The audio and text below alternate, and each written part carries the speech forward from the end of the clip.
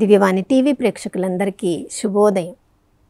యేసుక్రీస్తు పరిశుద్ధ నామంలో ప్రియులారా, మీ అందరికీ స్వాగతం, సుస్వాగతం.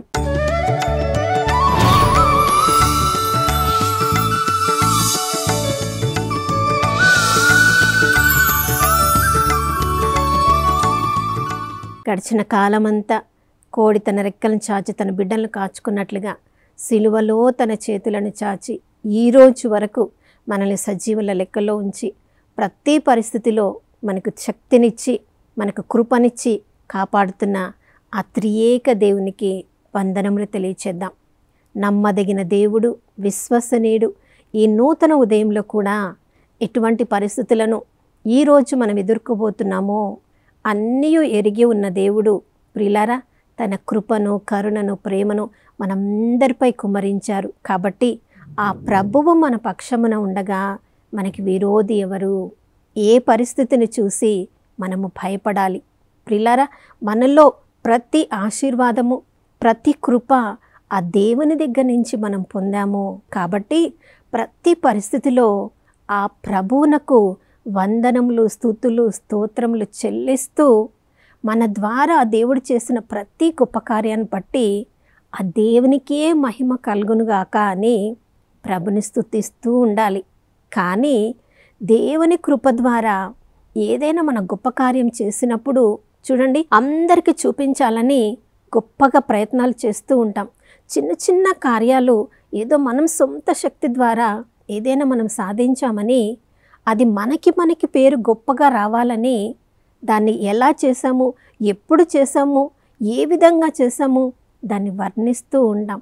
ఈ రోజుల్లో అయితే ఇంకా దాన్ని ఫోటో తీసి సోషల్ మీడియాలో పెట్టి మనకి తెలియని వాళ్ళకు కూడా అందరికీ అది తెలియచేయబడాలి, అందరూ మనల్ని మెచ్చుకోవాలని కొన్నిసార్లు మనకి చేటు కలిగించే క్రియలను చేసి కూడా అటువంటి పనులను చూసి మనల్ని మనము గొప్పగా చెప్పుకుంటున్నాము. అందుకని 22వ కీర్తన 1వ వచనంలో అక్కడ కీర్తనకారుడు అంటున్నాడు, వీరుడా, నీవు చేసే చెడు పనులను చూసి నీకు నువ్వు ఎలా విర్రవీగుతున్నావు? నీవు ఇతరులను నశింప చేయడానికి నీ కార్యములన్నీ చేస్తున్నావు. నీ మాట క్షుర కత్తి వలె పదునైనదిగా ఉంది.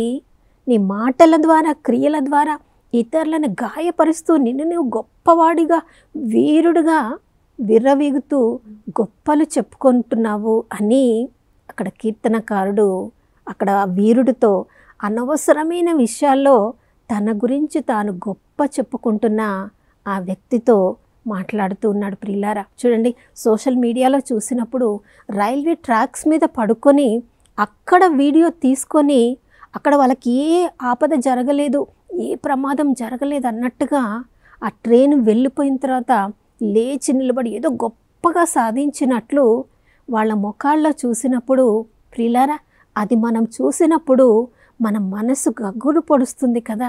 అయ్యో, దేవుడిచ్చిన ప్రాణము, ఆ ప్రాణానికి వీళ్ళు లెక్క చేయకుండా ఎలాంటి గర్వంతో కూడిన పనులు చేస్తున్నారు. ఏదో సాధించినట్లుగా గొప్ప గొప్ప వీడియోస్ తీసి అది దానివల్ల ఎంతమంది బాధపడుతున్నారు, ఎంతమంది భయపడుతున్నారు అది కూడా లెక్క చేయకుండా సాధించినట్లుగా విర్రవీగుతున్నట్లు అలాంటి క్రియలు ఈ లోకంలో ఎన్ని జరుగుతూ ఉన్నాయి ప్రియులారా. వాటిని చూసినప్పుడు మన మనస్సు వారి తరపున ఎలా మన భావాన్ని వ్యక్తీకరిస్తున్నామో. కానీ మనం గొప్ప చెప్పుకోవాలనుకుంటే మనల్ని సృజించిన దేవుని పట్ల, ఆయన సృజించిన ఈ సృష్టిని చూసినప్పుడు చూడండి, చీకటి నుంచి వెలుగును కలిగించిన ఆ దేవుని యొక్క గొప్ప శక్తిని మనము పొగడాలి ప్రియులారా. చూడండి, ఇదంతా కూడా క్రమము లేకుండా ఉన్నప్పుడు ఒకే ఒక్క మాట ద్వారా అంతయు క్రమమైన సృష్టిని చేసిన ఆ దేవుని గొప్పతనాన్ని మనం ప్రకటిస్తూ ఉండాలి. చూడండి, దేవుడు చేసిన గొప్ప కార్యాలను ప్రకటిస్తూ ఉన్నప్పుడు దేవుడు కొంతమంది వ్యక్తులను తన యొక్క గొప్ప మహిమ కొరకు కూడా ఎన్నుకున్నారు. అందులో అపోస్తులైన పౌలు చాలా ప్రాముఖ్యమైన వ్యక్తి. ఎంతగా దేవుని గూర్చి జ్ఞానాన్ని కలిగి ఉన్నవాడు, ఎన్ని సంఘాలకు ఆయన ఉత్తరాలను రాశారు. తను రాసిన ఒక్కొక్క ఆ యొక్క మనము వాగ్దానాలను చదివినప్పుడు మన మనస్సుకి ఎంతో బలాన్ని ఇస్తుంది. కానీ అంతగా కష్టపడినప్పటికీ ఆ యొక్క సత్య సందేశాన్ని బోధించడానికి ఎన్నో శ్రమలు పడినప్పటికీ ప్రియులారా, అతడు తన యొక్క ఆ బాధను, వేదనను నేనింత గొప్పగా పడ్డాను అని చెప్పుకోకుండా, ప్రియులారా నేను ఎందులో గొప్పగా చెప్పుకుంటాను అంటే అని గలతీలకు రాసిన 6వ అధ్యాయం 14వ వచనంలో చెప్తున్నాడు.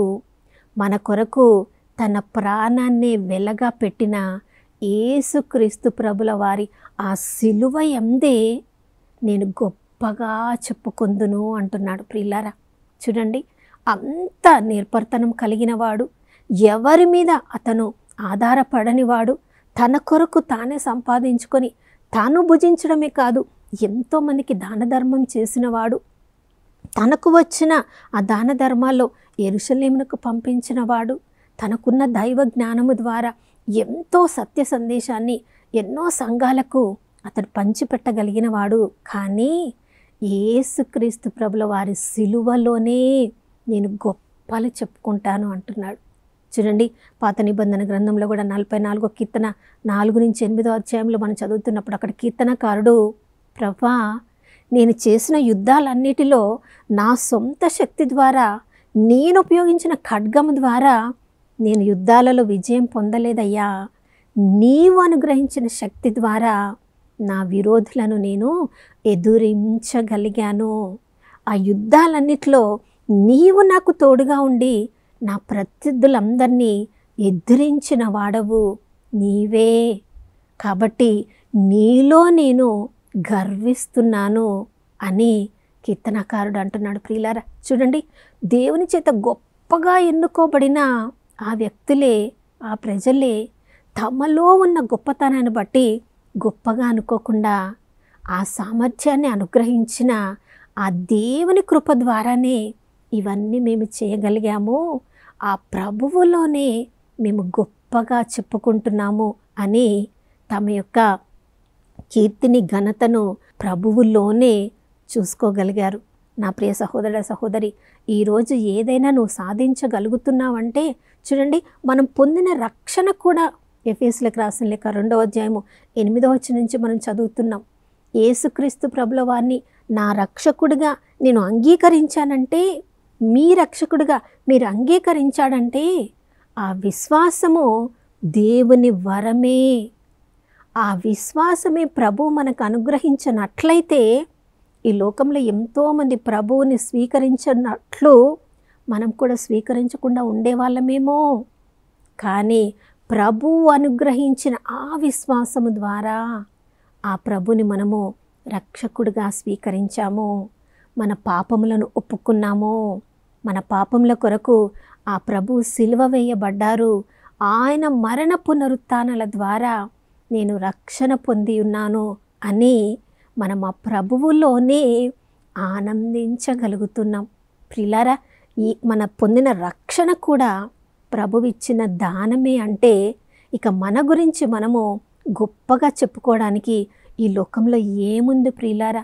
అందుకనే కొరింథీయులకు రాసిన మొదటి లేఖ 1వ అధ్యాయము 31వ వచనంలో మనం ఇలా చదువుతూ ఉన్నాం. గొప్పలు చెప్పుకోదలిచిన వాడు ప్రభువు చేసిన దానిని గురించి గొప్పలు చెప్పుకోవాలను.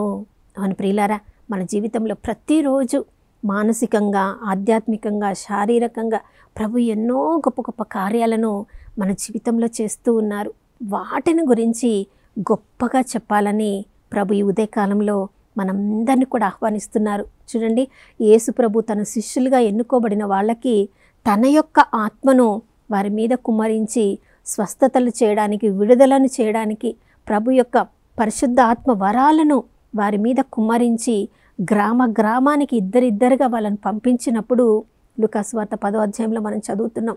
వాళ్ళు తిరిగి వచ్చి, ప్రభా నీ నామంలో మేము స్వస్థతలు చేశాం, నీ నామంలో దుష్టాత్మలు మాకు లోబడ్డాయి, నీ నామంలో మేము గొప్ప గొప్ప కార్యాలను చేశాము అని ప్రభువుని వాళ్ళు స్తుతిస్తూ ఉన్నప్పుడు ప్రభు వాళ్ళకి చెప్పిన మాట ఏంటి?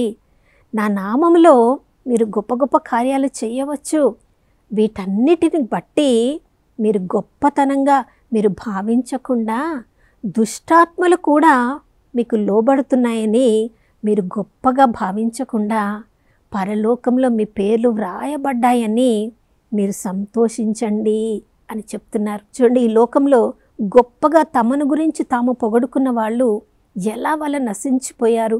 నెబుకద్నెజర్ రాజు ఈ బబిలోనియను నేనే పరిపాలిస్తున్నాను, నా అంతటి గొప్ప రాజే లేడు అని అనుకున్నాడు.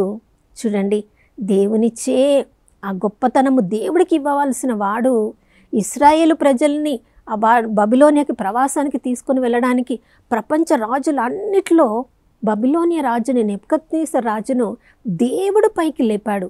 కానీ దేవుడు ఇచ్చిన కృపను ఆ గొప్పతనాన్ని అతడు దేవునికి ఆపాదించకుండా నేను ఇవన్నీ సాధించాను అని అనుకున్నప్పుడు చూడండి, దేవుడు దాన్ని గమనించి ఒక పశువులాగా మార్చేశాడు. 7 సంవత్సరములు అతడు అరణ్యములో ఒక పశువులాగా జీవించాల్సిన పరిస్థితి వచ్చింది. ఎప్పుడైతే తనకి కనువిప్పు కలిగిందో అప్పుడు సజీవుడైన దేవుడికి తన యొక్క తప్పును తెలుసుకొని ఒప్పుకున్నప్పుడు మరొకసారి అతనికి ఆత్మీయ నేత్రములు తెరవబడ్డాయి. మనిషిలాగా మారగలిగాడు.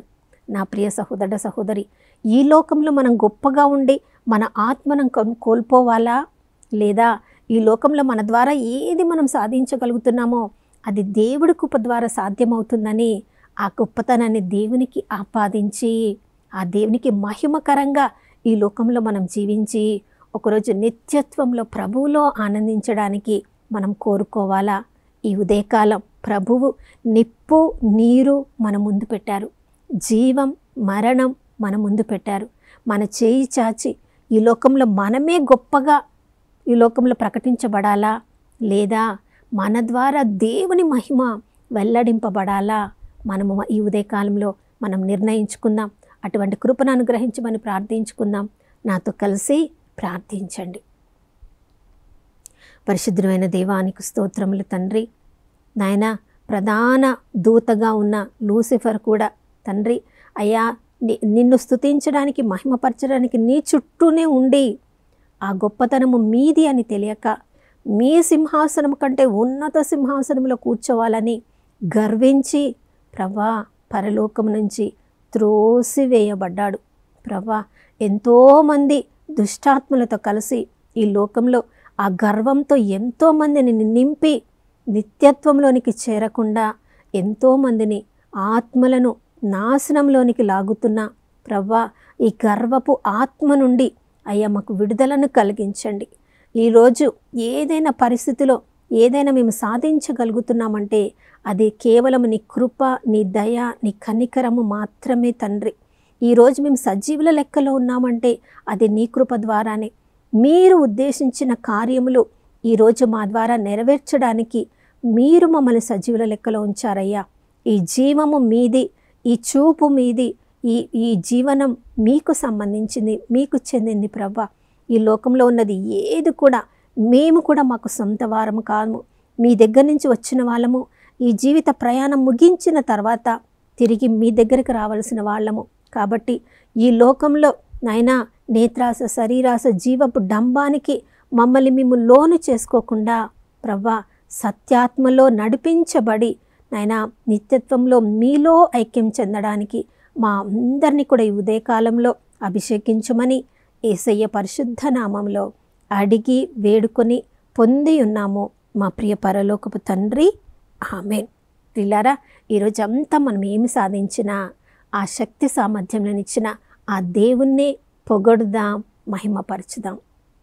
మరొక నూతన శుభోదయంలో మనం అందరం కలుసుకునే వరకు దివ్యవాణి టీవీని వీక్షిస్తూ ఉందాం. ఇమ్మానుయేలు, ప్రభు మనతో ఉన్నారు.